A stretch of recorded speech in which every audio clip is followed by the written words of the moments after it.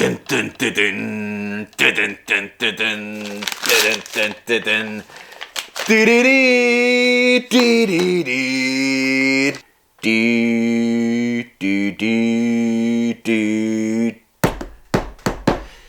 on tänään 4K Ultra HD-arvostelussa klassikkofilmi Terminator 2 Judgment Day, aktion elokuva vuodelta 1991 ja pääosissa tietysti on Arnold Schwarzenegger ja ohjauksesta vastaa elokuvien kingi, box officen kingi, James Cameron. Joo. Ja hei, ensimmäiseksi pitää sanoa helvetisti kiitoksia.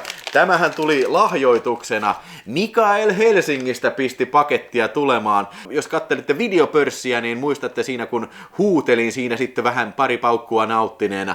Huutelin huutonetistä vähän filmejä, Terminator 2 huusi. Ja sit Mikael vastasi siitä, että hei, katselin ohjelmaa, eikä tarvi maksaa. Niin paljon on sitten vahaa kasvoissa on näillä hahmoilla, että ei tarvitse maksaa mitään. Mä antan perhana sentään. Mika on lahjoittanut montakin aikaisemminkin vaikka kuinka paljon mitään, niin siis olin sitä wow, että niin tästä tulee ilman muuta kiitokset sitten kyllä. Ja olihan täällä eräs toinenkin filmi paketissa, minkä paljastan sitten tähän loppuun. Ja siis jos nyt sitten mietit, että mitä mahtaa Mikael tarkoittaa sillä, että sen verran on vahaa kasvoissa, ettei tästä kehtaa rahaa pyytää, niin minäpä selitän. Eli siis Terminator 2 on yleisesti ottaen pidetty yhtenä niin kuin huonoimmista 4K Ultra HD-levyistä.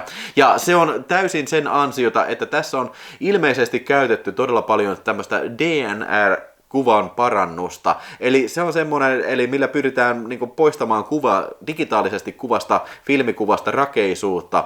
Ja jos sitä käytetään liikaa, niin sitten se saattaa johtaa siihen lopputulokseen, että kuvassa olevien henkilöiden kasvot saattaa näyttää vahaisille. Voiko näin ison profiilin elokuva sitten olla helvetin huono laadulta? Let's go check it out!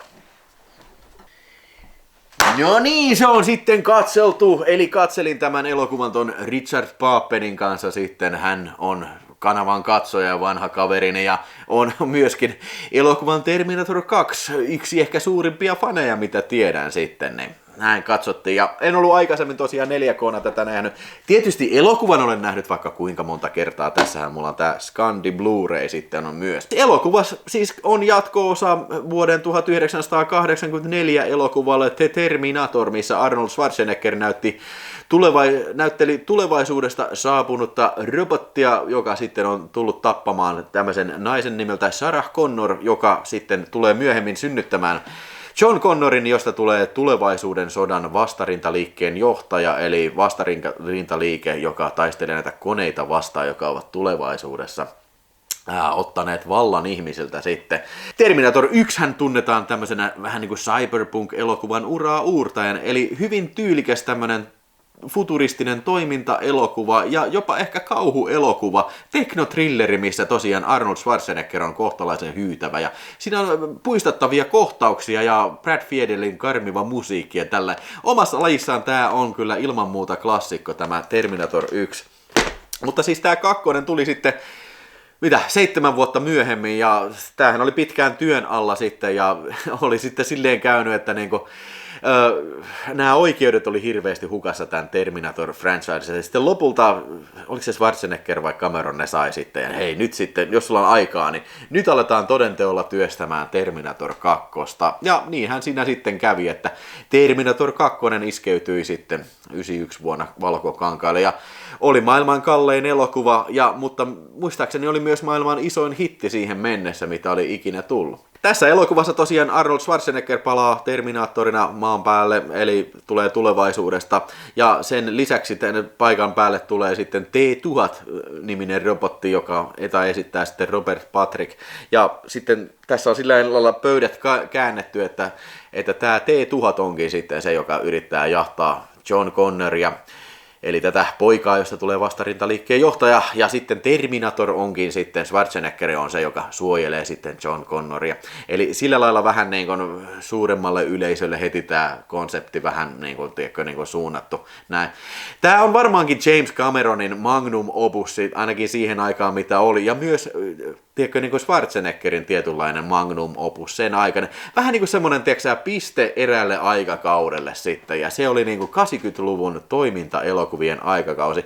Kyllähän James Cameron ja Schwarzenegger tekivät sitten myös True Liesin tämän jälkeen, mutta se alkaa olla vähän erilainen filmi sitten. Se on enemmän komediallinen, enemmän semmoinen itseironinen elokuva, ja muutenkin se pääpaino on ehkä erilaisissa asioissa kuin Terminator 1, Terminator 2 tai vaikka Schwarzeneggerin Commando tai Predator ja tällä. Selkeästi aikakausi oli muuttumassa. Ja myöskin se, että niin kun tämä oli hirveän riski filmiyhtiöllä, hirveän iso budjetti ja myös hirveän semmoinen menestys. Eli tavallaan niin blockbusteri ajattelutapaa vietiin vielä yhtä pykälää eteenpäin. Tämä ehkä voi olla semmoinen yksi audio, että tämän jälkeen niin enemmässä määrin alkoi väheneen niin R-rated elokuvat. Varsinkin ne, jotka on siellä niin kuin, tiedätkö, blockbusterin siellä kärkipäässä, eli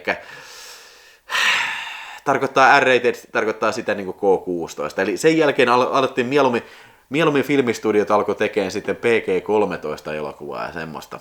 Että niin kuin, sillä niin kuin hirveän niin kuin semmoinen niin kuin, tuntuu vedenjakajalta tämä elokuva kyllä. Mutta on tämä nyt sitten hyvä elokuva? No siis kyllä tämä on aina tykännyt, on nähnyt tämä heti tuoreeltaan silloin kun tämä tuli ja on tykännyt tästä tosi paljon.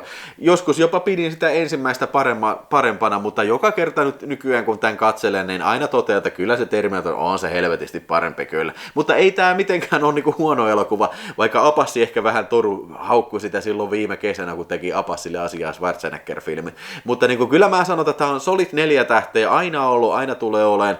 Tässä on hienoja, jännittäviä kohtauksia, uraurtavat tietokone erikoistehosteet, sekin muuten voidaan mainita tämmöiseen niin kuin vedenjakajaan, eli vähän niin kuin siirryttiin analogisista tehosteista tietokonetehosteisiin. Mutta vielä täytyy sekin sanoa, että niin vielä tänäkin päivänä nämä tehosteet, tämä tietokoneella tehdyt jutut, niin on siis todella hyviä ja uppoo kuvia hyvin ja näin. Ja siis se johtuu varmaan siitä, että siihen aikaan on, siis on vaan suunniteltu niin vitusti paremmin. Että, ja kaikki ei ole tarvittu tehdä tietokoneella, vaan ne tietyt asiat, näin. Hienoja aktion kohtauksia, näyttäviä aktion kohtauksia, koskettavia kohtauksia. Schwarzenegger näyttelee hyvin, Linda Hamilton eli Sarah Connor, molemmat hyviä hahmoja. Ja sitten tietysti uutena on tämä John Connor, jota näyttelee Edward Furlong. Ja pääosin hän näyttelee hyvin tätä. Se on muutama semmoinen, mikä särähtää korvaa. Ehkä se johtuu siitä, että mä oon nähnyt tämän niin monta kertaa. Ehkä jossain määrin ehkä vähän epätasainen. Siis siinä vähän pysähtyy se leffa siinä, kun menee sinne Meksikoon hakemaan niitä aseita. Ja myöskin se, että niin kun jotkut ehkä asiat vähän tuntuu vähän plot convenienceilta, esimerkiksi siinä, kun ne pähkäilee, että mihinkähän Sarah Connorin sen, no niin, se meni tappaa sitä Miles Dysonia ja näin. Niin kuin, eikö Terminaattori, kun se osaa ennakoida, niin se varmaan osaisi ennakoida tonkin, että niin kuin, you should take care of your mother. I think in the 90% probability she will try to kill Miles Dyson. Come on, do it. 4 tähteä, viihdyttävä elokuva. Tykkään tästä elokuvasta ja tulen varmasti katsomaan tämän vielä monta kertaa. Mutta tulenko katsomaan sitä sitten täällä 4K Ultra HD-versiona, herranjestas. Onko tää nyt niin huono, mitä sanotaan? No, tämähän on tää masteri on vuodelta 2017. Sen verran vähän otin selvää, niin siis tää on Studiokanalin teettämä masteri, ja tää on ilmeisesti tehty sen yhteydessä, kun ne on tehnyt sen 3D-version, eli tästä tehtiin, uskokaa tai älkää, lyhyelle teatterikierrokselle se Terminator 2 3D, ja ymmärtääkseni se on myös Blu-raylla julkaistu se Terminator 2 3D.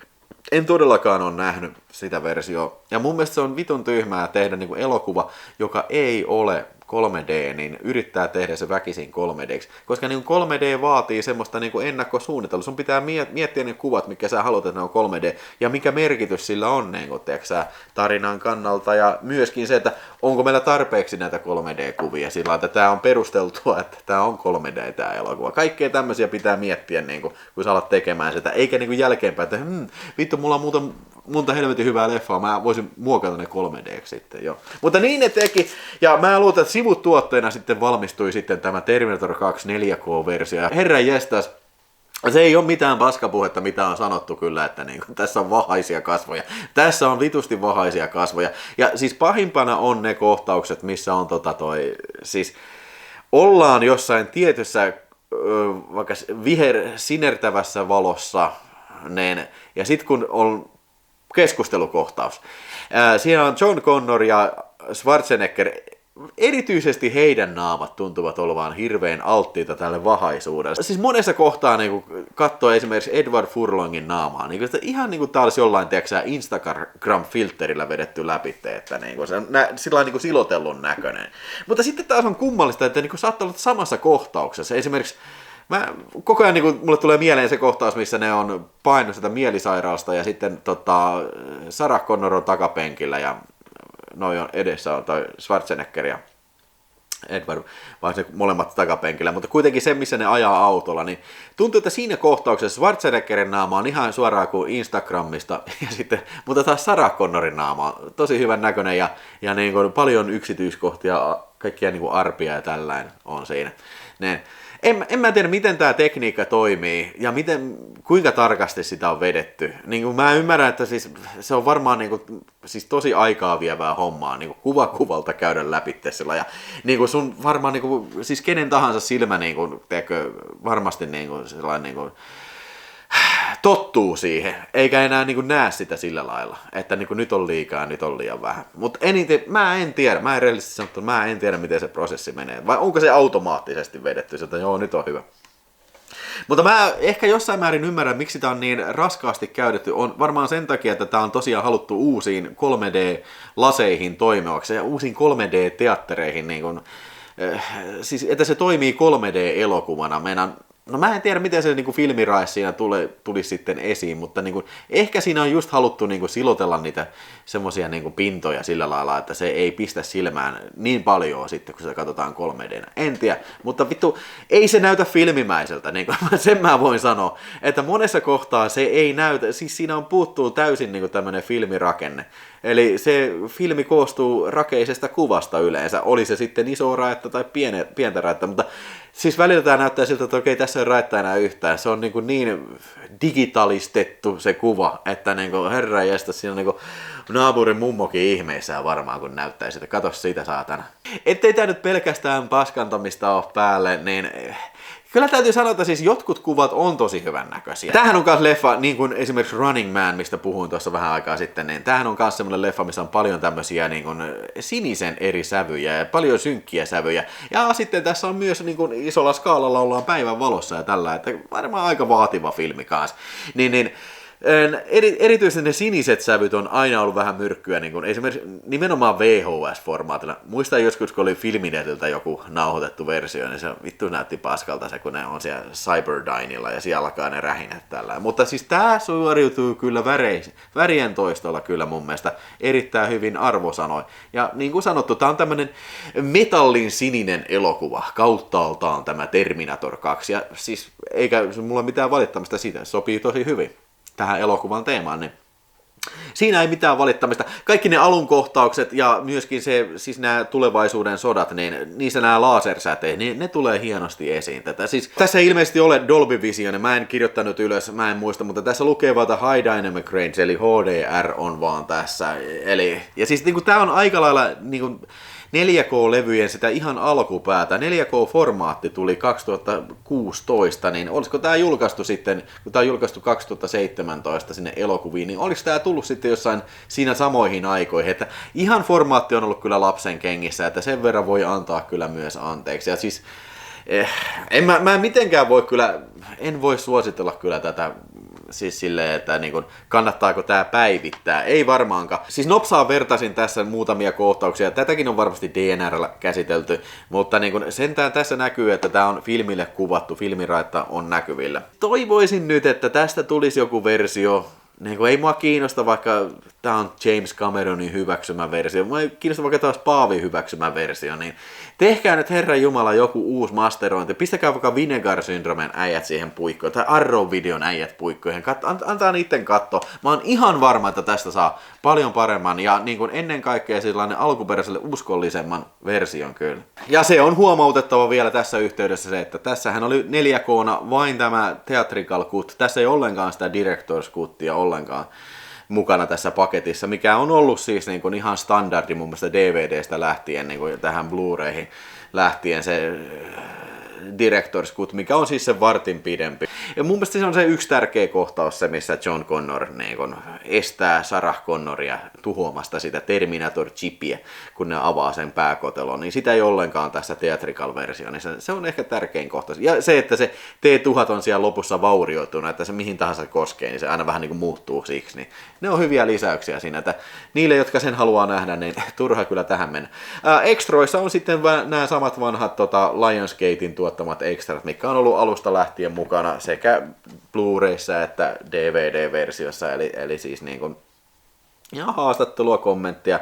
Aika köykäiset, siis näitä on paljon ekstroja, mutta aika köykäiset ekstrat ne on kyllä kuitenkin. Mä oon aina pitänyt niitä vähän siis on paljon sellaista puffimatskua ja sitten semmoista vähän niinku, en mä tiedä, kotikutosen tuntusta ekstraa kyllä siinä. Ei puuttuu semmoinen definitiivinen dokumentti, niin mistä mä tykkäisin kyllä nähdä semmoisen. Esimerkiksi Terminatorissa tuossa Special Edition DVDssä ja siinä Blu-rayssa, siinä on tosi mielenkiintoinen James Cameronin ja Arnold Schwarzeneggerin haastattelu siitä, kun ne teki. Jotain tämän tyylistä tekisi mieli kyllä nähdä tästä. Siis Terminator 2 on aina vähän ollut semmoinen typerästi väliinputoja elokuva, eli täältä puuttuu semmoinen kunnollinen koti, että se varmaan johtuu siitä, kun tosiaan toi Carolco meni konkurssiin, niin sitten Studio Canal on osittain oikeudet, ja varmaan Lionsgateilla on osittain oikeudet, että puuttuu semmoinen niin kunnon yritys siitä tehdä semmoinen kunnon definitiivinen versio sitten, että hei, mä tiedän, tämä menee kuuroille korville, mutta James Cameron nyt sieltä satanan Avatarin maailmasta pois, ja